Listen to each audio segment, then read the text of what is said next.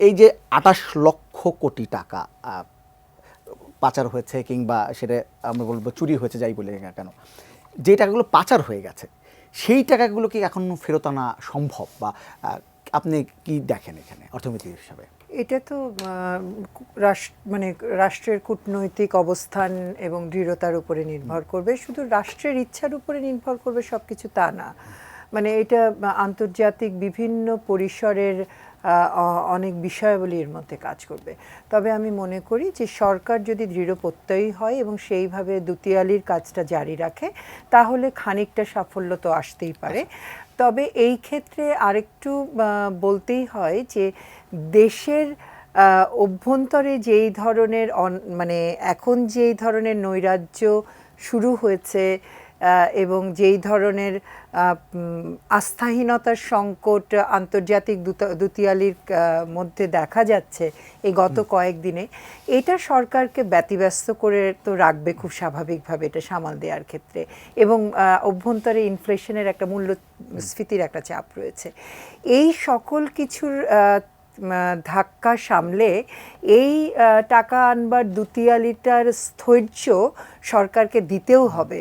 ফলে ওই জায়গাটুকু আমার মনে হয় যে আমাদেরও সকলের মিলে ওই স্থৈর্যতা একটু দেখানো দরকার এবং এই আস্থার জায়গাটা সরকারের হাতকেও যাতে আমরা শক্তিশালী করতে পারি। সরকার বলতে আসলে এই বিপ্লবের পরে মানুষের আকাঙ্ক্ষার বাস্তবায়নের হাতকে যাতে আমরা একটু শক্তিশালী করতে পারি, সেই স্থৈর্যটা সেই ঐক্যটা আমাদেরকে দেখাতে হবে।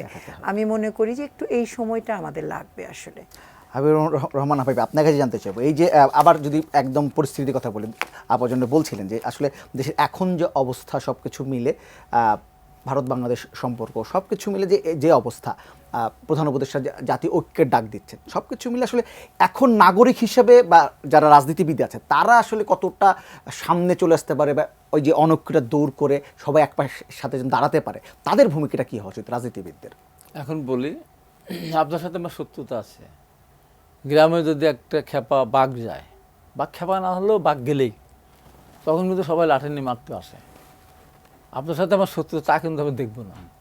এখন ভারত যেভাবে ঘুরে লেগেছে আর পতিত সরকার যেভাবে তারা শুরু করেছে, তাতে ওই যে পারস্পরিক দ্বন্দ্ব, ফ্যাসাদ, মতের অমিল, টুকিটাকি সমস্যা, সন্দেহ সব কেটে গিয়ে জাতীয় ঐক্যে একমত সবাই হবে, জনগণ একমত হবে। জনগণ এটা কোনোভাবেই মেনে নেবে না। এলো ভিশন মুশকিল আসান অফার, যে কোনো ব্র্যান্ডের পুরনো ফ্রিজ নিয়ে চলে আসুন ভিশন শোরুমে আর নিয়ে যান নতুন ভিশন ফ্রিজ 20% পর্যন্ত ছাড়। আর এই টাকা ফেরত আনার কথা যেটা বলছেন, এই টাকা ফেরত আনার জন্য অবশ্যই আন্তর্জাতিকভাবে আমাদের সাহায্য সহায়তা দরকার আছে। তবে আপনাকে সিদ্ধান্ত নিতে হবে, যারা এই টাকা পাচার করেছে, আত্মসাৎ করেছে, তাদের নাগরিকত্ব কেড়ে নেওয়ার মতো অবস্থা যেতে হবে। তারা বাংলাদেশের নাগরিকের শিকার হতে পারবে না। টাকা পরিশোধ করো, তারপর তুমি নাগরিক হও।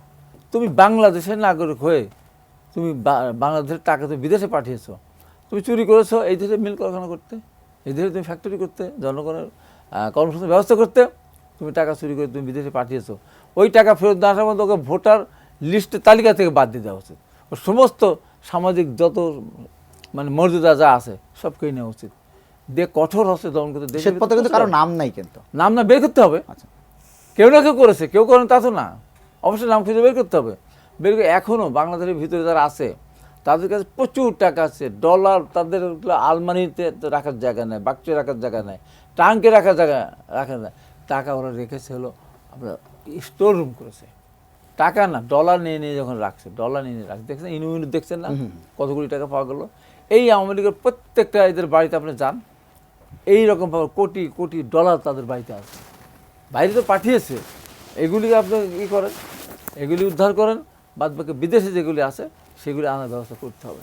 আর আগে যারা ধোয়া তুলসী পাতা হয়ে গেছেন, ভবিষ্যতে মনে করতে হবে ওইভাবে চলুন, ফিরত তাদের বিরুদ্ধে ব্যবস্থা হবে এবং তাদের আইনের আওতায় আসতেই হবে। এবং আমরা কারাগার থেকে আসলাম তো বলতাম ভালো করে করো কারাগার, আমরা এখন কারাগারে সব যাবে এবং দীর্ঘদিন তাদের ওই কারাগারে থাকে।